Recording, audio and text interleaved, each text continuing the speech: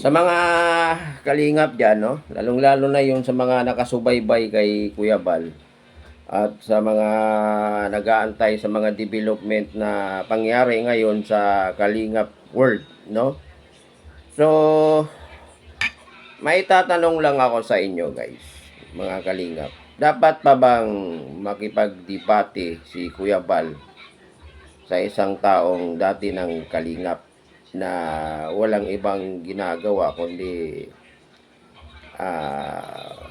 umatake ng umatake sa kanya? Anong sa tingin nyo? Tama ba yung desisyon ni Kuya Bal na papalag siya, palagan niya yung taong ito para makipagdebate siya? Ayun, anong masasabi nyo dyan? Well, kung ako naman ang tanungin nyo, ang masasabi ko dyan, kung ako tanungin nyo, mas maiging wag na lang. Wag na lang makipagdebate si Kuya Bal sa taong yan. Wag niya nang bigyan ng panahon at oras at kasi wala namang mapapala si Kuya Bal diyan. Bakit ko nasabi? Kasi ang taong yan na naghahamon sa kanya ng debate, sarado na talaga ang utak niyan. Kahit anong paliwanag mo diyan, hindi na yan talaga mag wala nang epekto sa kanya yan. Ayun, kaya mas maigi pang wag na lang. Kung ako lang masusunod, wag na lang. Hayaan na lang natin yan siya. Na although kahit na masakit sa side ni Kuya Bal dahil yun nga, atake ng atake, tapos wala na ring respeto sa kanya.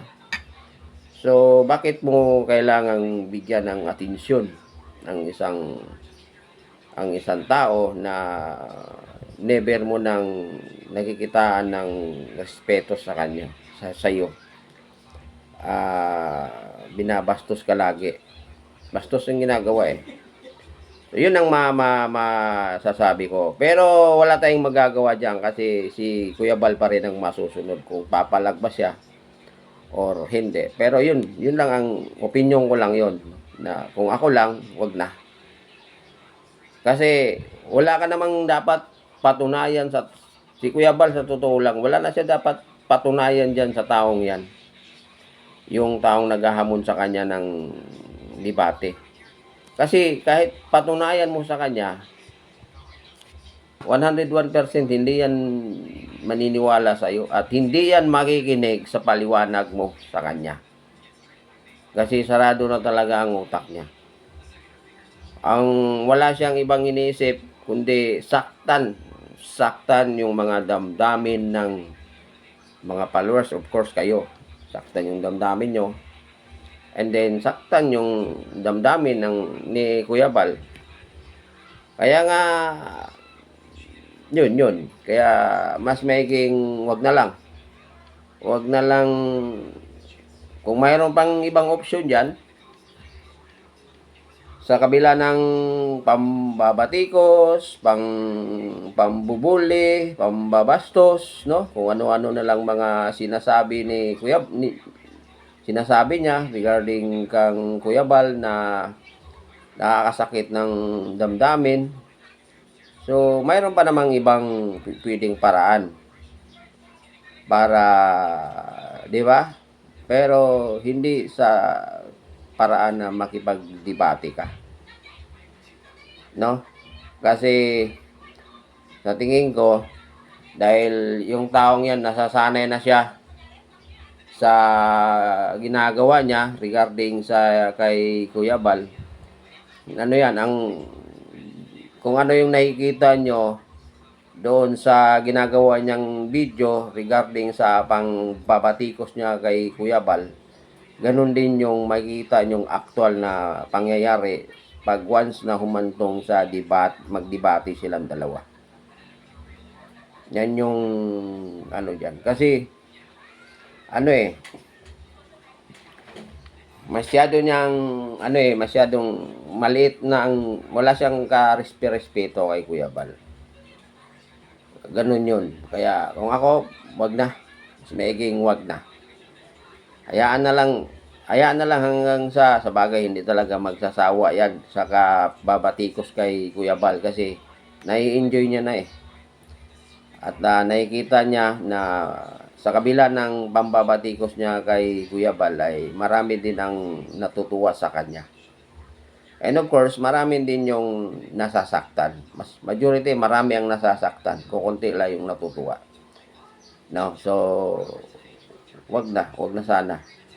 Pero kung desidido talaga si Kuya Bal na makipagdebate siya sa tao na yan, well, let's get it on. Kung yun ang gusto niya. Kasi hinahamon eh, para bang natouch din yung ano ni Kuya Bal, yung kanyang tapang, yung kanyang damdamin. So, kaya siguro, naisipan niyang palagan ko na to para magkaalaman na. 'Di ba? Magkaalaman na yun ang siguro ang pumasok sa isipan ni Kuya Bal. Pero mas maiging wag na lang. Wag na lang, patuloy na lang gawin na lang. Tuloy-tuloy lang si Kuya Bal sa pagtulong. 'Di ba? Yun na lang. Di ako sangayon makipag-debate si Kuya Bal dyan. Pero siyempre, manunood at makikinig pa rin tayo kung ano yung lumalabas sa kanilang, di ba? Sa kanilang debate, both side kung sino ang tama talaga at sino ang mali, kung may mali man, no? And then ganoon din 'yan pagkatapos ng debate na 'yan, hindi rin magkaayos 'yan. Kasi talagang paninindigan niya na talaga 'yan yung kung ano yung nasimulan niya diyan sa pang-aatake kay pambabatikos niya kay Kuya Bal. Wala rin, no need to debate him. English yun guys sinadya ko yung mag-English para makaintindi din yung mga kababayan natin na taga-ibang bansa, no?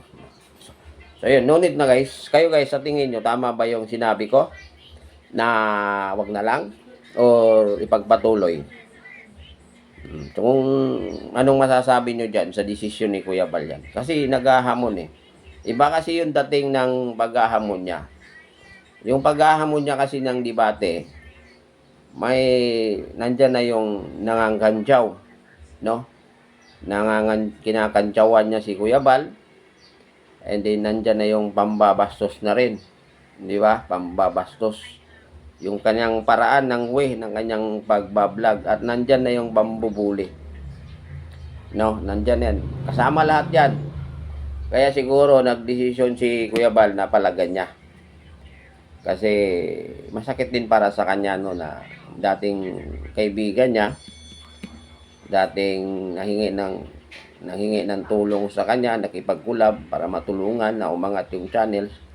Pero ngayon, iba na yung talas ng kanyang dila, no? Lumalabas sa kanyang bibig. Bawat mga salita na lumalabas sa kanyang bibig ay against na kay Kuya Bal. Against na. Wala nang pakialam talaga kung masaktan ka dyan. Wala na sa kanya yun. Ang importante sa kanya, may deliver niya yung gusto niyang pambabatikos kay Kuya Bal.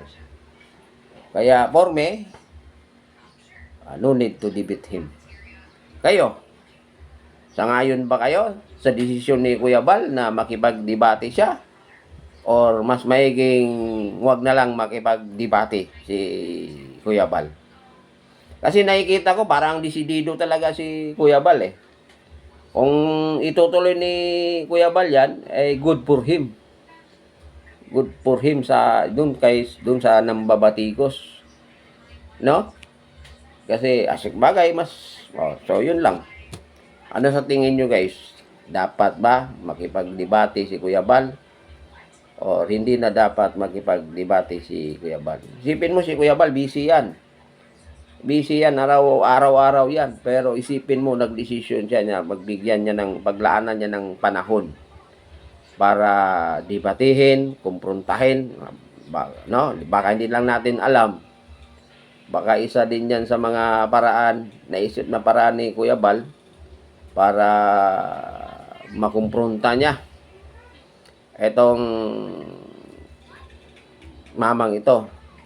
Pero sana hanggang ano lang, debate lang. Huwag nang, sabagay si Kuya Bal, hindi naman, ayaw naman ng away niyan. Yung physical na away, ayaw niyan. Nakita nyo naman nyo, ngayon, kung ano yung image ni Kuya Bal ngayon, joke-joke na lang na. Sa kabila ng lahat na, sa kabila ng nangyayari ngayon na magulo sa Kalingap board ay dinadaan na lang ni Kuya Bal sa joke-joke. No? Ayun, yun. Ganyan si Kuya Bal. So, ayun lang guys, no? Wag na dapat makipagdebate si Kuya Bal sa mamang ito.